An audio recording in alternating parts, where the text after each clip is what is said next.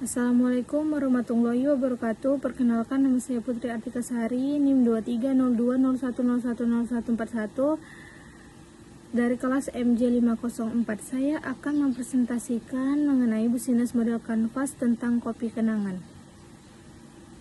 Definisi business model kanvas. Business model kanvas atau BMC adalah alat strategis yang digunakan untuk merancang, mengembangkan, dan memahami model bisnis suatu perusahaan secara menyeluruh. Diperkenalkan oleh Alexander Osterwalder dalam bukunya Business Model Generation. BMC memudahkan pelaku bisnis untuk memvisualisasikan elemen-elemen utama yang mendasari jalannya sebuah bisnis dalam satu lembar kanvas. Ini membantu pengusaha merumuskan strategi, menyusun rencana, dan mengidentifikasi peluang serta tantangan secara lebih efektif. Mengapa business model kanvas itu penting? Business model kanvas BMC sangat penting untuk perusahaan karena menyediakan kerangka visual sederhana yang mencakup 9 elemen kunci bisnis, seperti segmen pelanggan, proposisi nilai, saluran distribusi, hubungan pelanggan, sumber pendapatan, sumber daya utama, aktivitas utama, kemitraan utama, dan struktur biaya, sehingga memudahkan merancang dan menyempurnakan model bisnis secara struktur.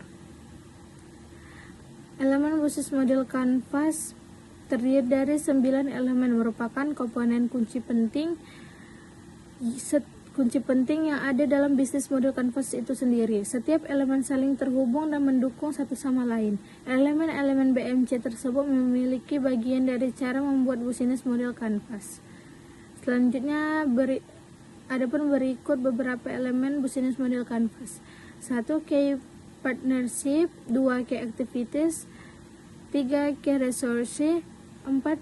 Value proposition, kelima customer relationship, keenam channels, yang ketujuh customer segments, yang kedelapan cost structure, yang kesembilan revenue streams. Kopi Kenangan adalah perusahaan yang bergerak di bidang kopi minuman yang turut meramaikan pasar kopi kekinian di Indonesia. Kopi Kenangan dianggap sukses mengisi ceruk kesenjangan harga antara kopi mahal bertaraf paritel internasional dan kopi instan kemasan disajikan di warung-warung kopi. Kopi Kenangan didirikan oleh Edward Tirtanata, James Prananto, dan Cynthia Hayurnisa pada tahun 2017. Kedai pertamanya berada di daerah Kuningan. Pada hari pertama pembukaan Kopi Kenangan, kedainya berhasil menjadi 700 gelas kopi saja. 2 tahun kemudian, Kopi Kenangan telah membuka lebih dari 230 kedai di seluruh Indonesia. Pada tahun 2018, Kopi Kenangan mendapatkan pendanaan dari Alpha JWC sebesar Rp 121 miliar pada tahun 2019.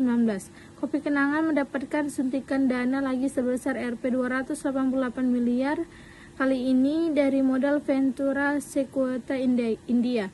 Dengan dana sebanyak itu, Kopi Kenangan menarget memiliki 1.000 gerai pada 2021.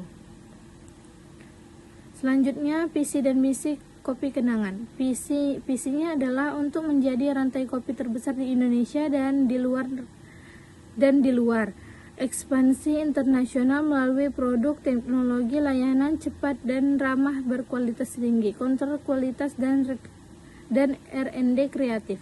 Misinya adalah untuk menjadi retail kopi terkemuka di Indonesia dan di dunia dengan memanfaatkan lingkungan retail baru di mana tidak ada batas antara pelanggan offline dan online, dikarenakan kami fokus untuk memenuhi kebutuhan pribadi setiap pelanggan. Selanjutnya ada beberapa business model kanvas Kopi Kenangan, yaitu 1. Key partnership, mitra petani kopi lokal, produsen gula aren, mitra supplier bahan baku, marketplace atau GoFood, GrabFood, influencer, pemilik franchise, investor. Yang kedua, kayak activities, operasional coffee shop, pengelolaan keuangan, pemasaran dan promosi, pengembangan aplikasi atau website.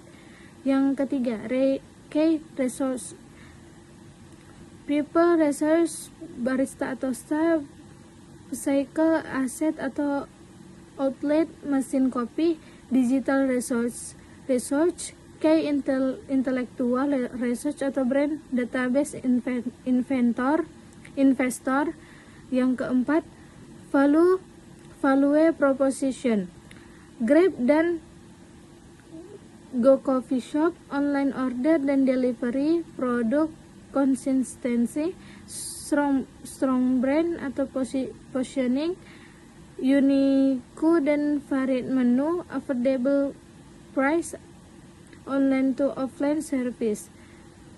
Yang kelima, customer relationship, promo dan diskon, membership atau loyalty program, co-creation, customer segments, workaholic,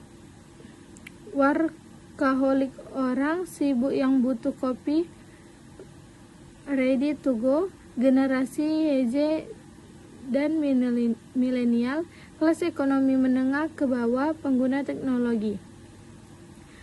Cost struktur, biaya gaji, biaya sewa outlet, biaya pemasaran, biaya pengembangan aplikasi, biaya operasional, biaya partnership. Revenue stream, penjualan offline atau store, penjualan online, aplikasi atau marketplace. Customer segment, workaholic, orang sibuk yang butuh kopi, ready to go, generasi Y, Z, dan milenial, kelas ekonomi menengah ke bawah, penggunaan teknologi. Berikut beberapa gambarnya.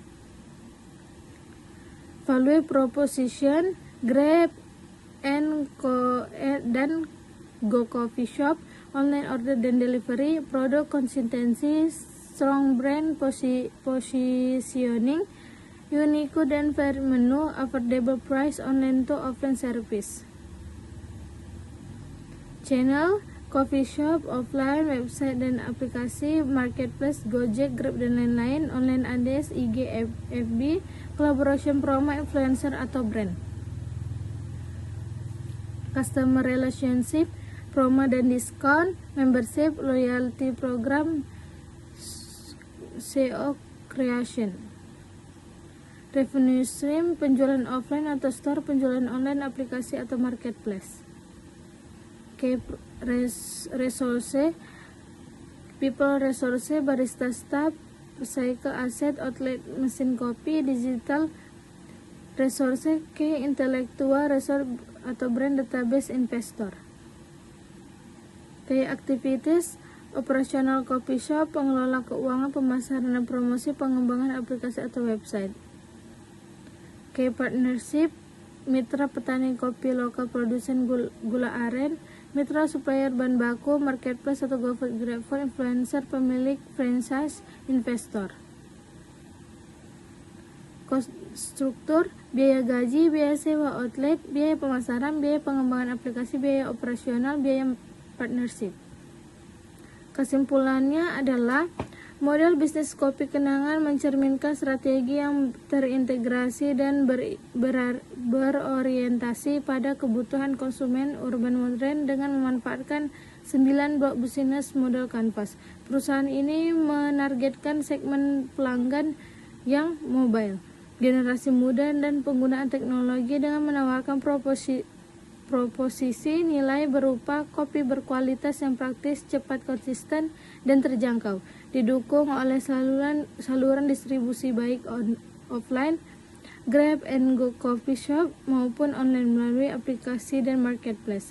Hubungan pelanggan dibangun melalui program loyalitas dan SEO creation, sedangkan aliran pendapatan utamanya berasal dari penjualan produk secara offline dan online. Sumber daya utama mencakup sumber daya manusia, aset fisik